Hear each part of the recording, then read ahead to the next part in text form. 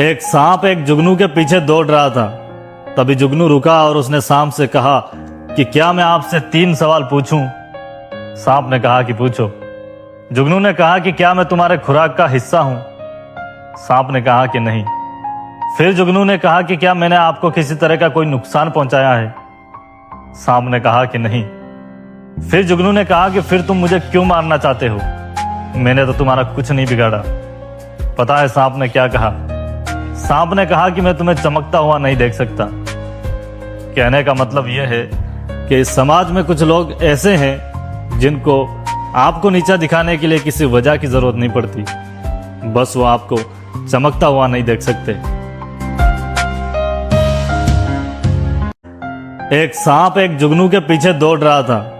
तभी जुगनू रुका और उसने सांप से कहा कि क्या मैं आपसे 3 सवाल पूछूं? सांप ने कहा कि पूछो। जुगनू ने कहा कि क्या मैं तुम्हारे खुराक का हिस्सा हूं? सांप ने कहा कि नहीं।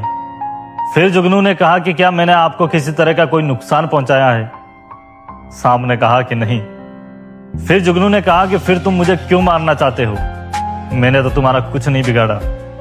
पता है सांप ने क्या कहा? सांप ने कहा कि मैं तुम्हें चमकता हुआ नहीं देख सकता। कहने का मतलब यह है कि इस समाज में कुछ लोग ऐसे हैं जिनको आपको नीचा दिखाने के लिए किसी वजह की जरूरत नहीं पड़ती, बस वो आपको चमकता हुआ नहीं देख सकते।